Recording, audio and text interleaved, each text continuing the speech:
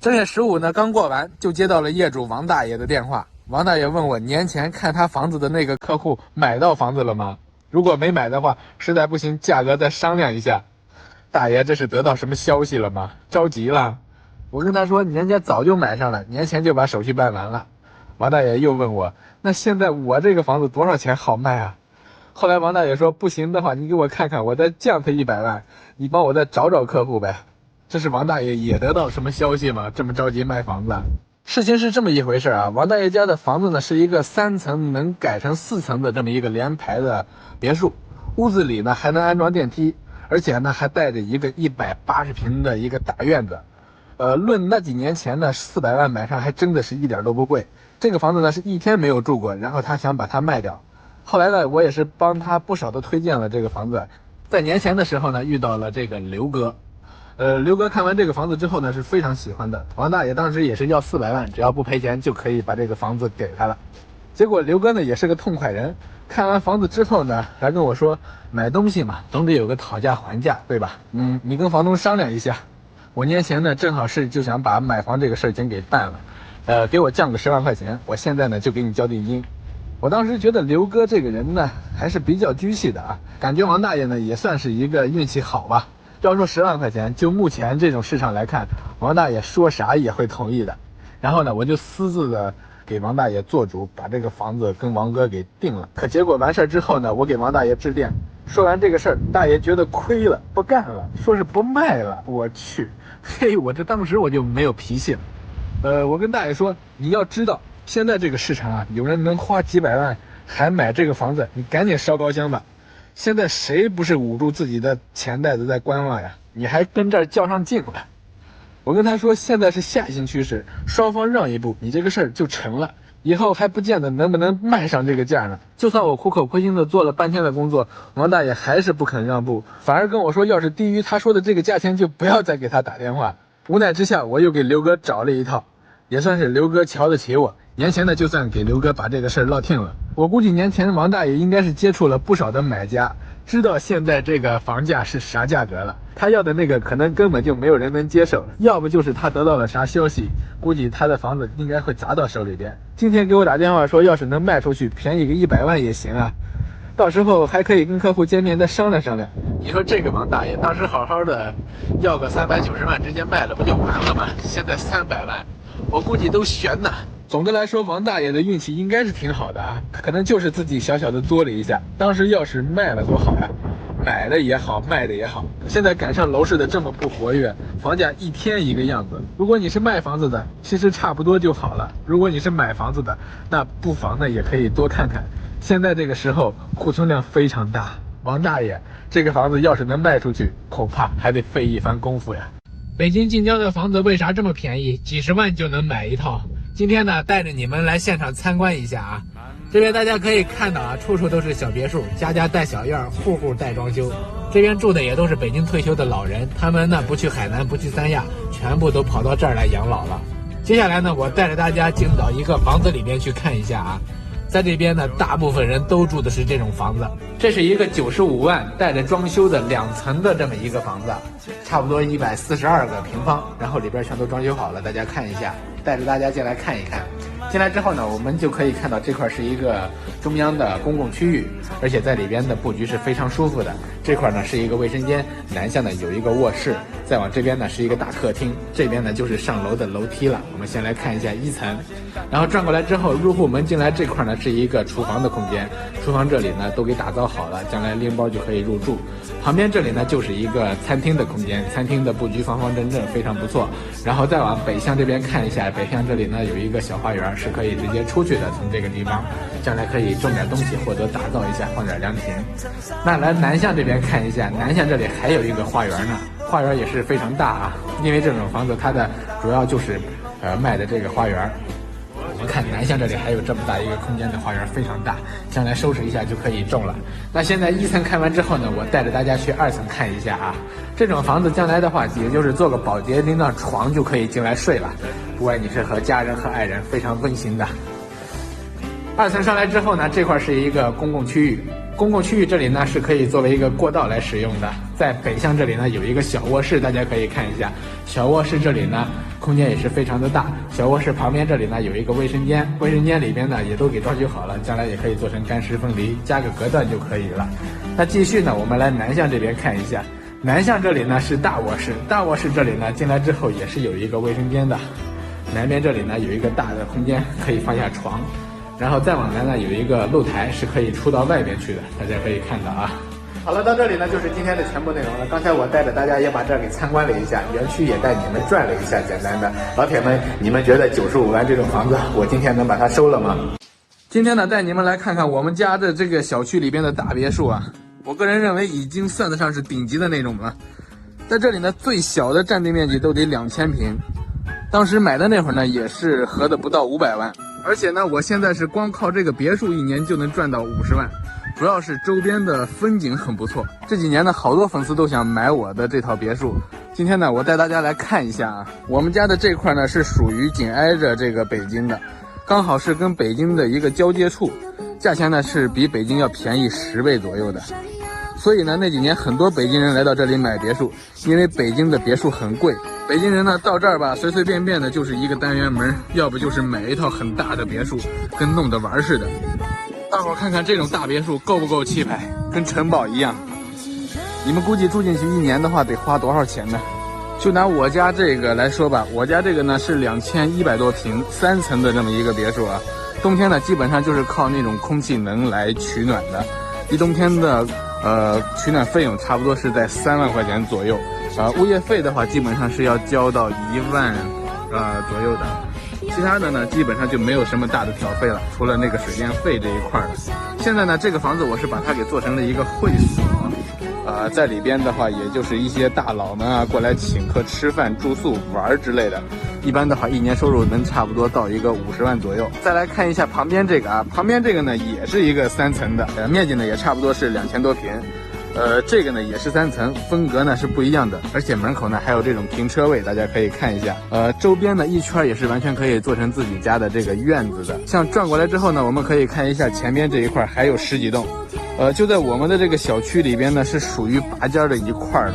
这么多年过去呢，至少现在差不多一栋都能卖到1500万到2000万的样子。算了一下，如果卖出去的情况下，应该是还赚钱的。不过人生漫长嘛，还是先留个玩的吧。但是就在下边那一块啊，我们这个院里边呢，还有一些200-300万的，这些呢基本上就是现在北京人过来买的相对多一点的。因为1年的物业费加暖气费差不多也就花个7-8千块钱，生活上也比较节省。好了，到这里呢，本期的内容也就快结束了。如果光是住的话呢，我感觉平常老百姓不需要看我那么大的，因为不太合适，反而搞个小点的，享受一下小院生活啥的也是挺不错的。但是如果有个小的事业呢，或者是想搞点啥，让它能帮你赚点小钱的，做点小生意，总体来说像这种豪宅的话还是挺有用的，因为你可以把它打造成会所嘛。好了，跟着牧羊看好房，我们下期内容再见。这是我的一个阿姨在5年前花了385万连夜抢到的一个200平的小别墅啊，带着一个特别大的花园。今天说是赔到100万就要买，真是伤心啊。现在呢，我也是过来这边帮她来拍一下这个别墅。这个别墅呢是带着一个特别大的院子的。现在你说还有人再去买这种别墅吗？究竟是什么情况呀？赔到了这种程度。我们现在呢是准备要进到她的这个房间里面去看一下了。大家一会儿呢跟着我的这个镜头也来进去看一下，他把家里边整个都已经装修好了。看完之后真的挺伤心的，我都觉得真的是这么多年了，您说这个房子为什么会成这个样子呢？我们现在看到的这个地方呢，是它的一个入户的这么一个车库的地方，而且外边有车位，里边是一个室内的这么一个车库，包括家里边整个都已经给装修好了。现在呢，我带着大家进到这个房间里边去看一下里边真正的一个豪华程度到底是一个什么样子的，真的是挺伤心的。看完之后，咱们现在呢进到他的这个家里边来看一下。我们可以看到啊，进来之后整个房子就已经装修好了，门口这一块呢是一个换鞋的区域。这是一个3层的联排别墅了，属于是。从一进来就可以看到里边全都是那种欧式的高档的家具，买上没怎么住，住了几天，你看人也走了，屋子里边乱七八糟的也没怎么收拾。那整个房子我们先来看一下它的这个格局吧。这个地方呢是它的一个一进入口的厨房的这么一个空间。这个地方打造的橱柜我们可以看到都是那种欧式的风格，这种小吊灯，当时估计都是不便宜的。那这个入口这一块呢，它是放着一个鞋柜的，旁边这里呢，它是一个卫生间。那现在我带着大家进到这个里边来看一下客厅的这个地方。客厅是非常大的啊，我们可以看到这个地方完全放下一个大圆桌，旁边是一个沙发，前面呢是一个带着小花园的，从这个地方就可以出到院子里边喝茶品茶，种点小花小草之类的啊，休闲过日子。那这个房子我们可以看到它是带着一个楼梯地下室的，地下是从这里下去的，地下的空间和这个地上的空间是一样大的。然后从这块呢就可以直接上到楼梯上边，上到顶层上面，上面是带着4个卧室，然后加上一个书房，还有一个露台，整个加起来的面积呢差不多能够达到将近200多平，小300平的一个样子。现在赔的血淋淋的200多万就可以拿到手里边了。跟着牧羊看好房，我们下期内容再见。在北京边像这种独门独院的小别墅，180万就可以搞到一套，种菜养花真的是非常不错的。而且旁边还有一个特别大的水库，是可以钓鱼的，好多北京人也在这边住着。我们来看一下，眼前这一块呢是这个别墅的一个停车位了。像这种别墅，我们可以看到是一个地上3层，1、2、3，而且下边好像应该是还带着一个地下，直接前边从这个前花园就可以进到房间里边。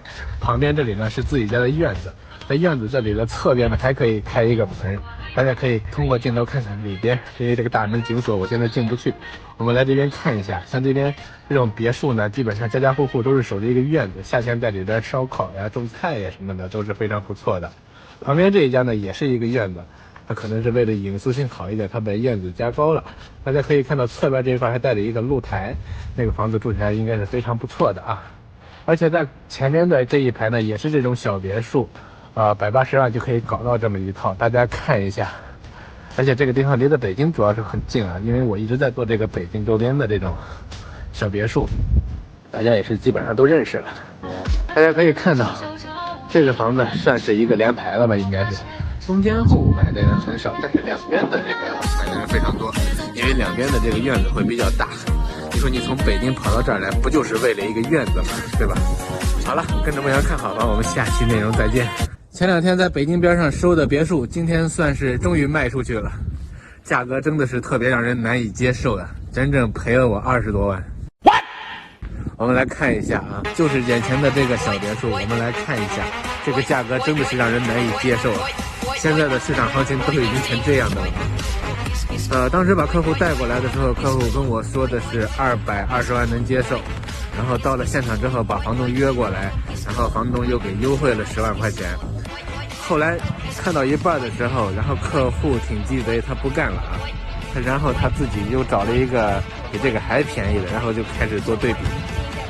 当时呢也是房东着急想卖，然后所以呢又给他便宜了30万，然后才算是把这个房子拿下。我们今天呢带着大家来看一下，大家看看这个房子将近210万这么一个价格入手的话，价格贵吗？进来之后我们可以看到这块是一个特别高的这么一个大门，然后往里走呢，房子这一块是非常舒服的啊，格局非常方正。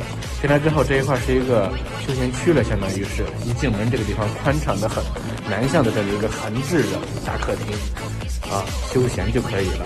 然后转过来里侧一点呢是餐厅的空间，在侧边的这一块呢是带着一个门，是可以出到院子里边的。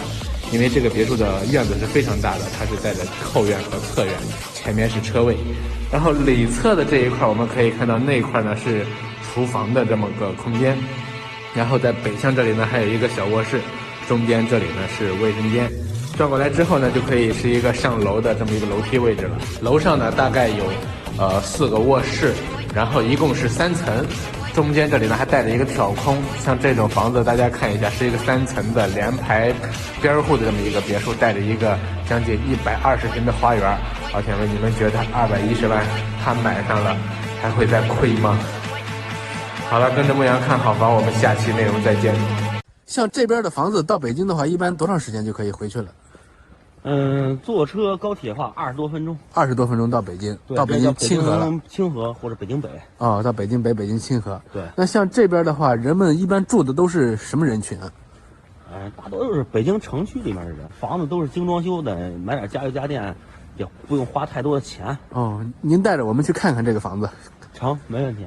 今天呢，我们来到这个北京边上的一个小区，看看这边的房子啊，30多万就可以买一个带装修的大两居了。实地来看看这边的房子，真实价格和里边的居住环境。我们已经到了这个房子门口了，进来看一下。哇塞，这个大厅还真够大的啊！南北通透的吗？这是？对，这一块是一个餐厅的位置。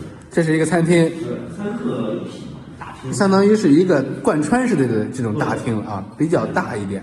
这块是客厅。对，往这边有个阳台。啊，这边还有个阳台。哎，这也算是这个房子的一个小亮点了啊，转角阳台还不错，还可以放点东西。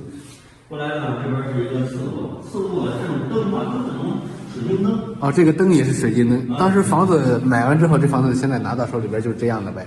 对，这套房嘛，现在就是30来万。30来万。30来万。啥产权？70年大产权。70年大产权。都有产权证。挺合适的。主卧室。啊，这是主卧室。主卧室都有一个飘窗。哇，真够大的这个房子。然后过来呢，这块儿的话可以做一个柜子。哦，这块还可以做一柜子。对，内嵌的。啊，这个地方不错。卫生间。卫生间里边也是干湿分离了。对。啊，还带了一个小窗户呢。挺不错啊。再往前走，这块是厨房。厨房像烟机、灶具。哇，都是新的。一天都没用过。一天都没用。里边这块是啥？这是一个放洗衣机地方啊，包括储物。这块还可以放洗衣机。白面往那儿放。每个房间我看了都有窗户，还挺不错啊。全明户型嘛。啊，好了，跟着牧羊看好房啊！有看好这套房的老铁们呢，可以跟牧羊单独沟通。我们下期内容再见。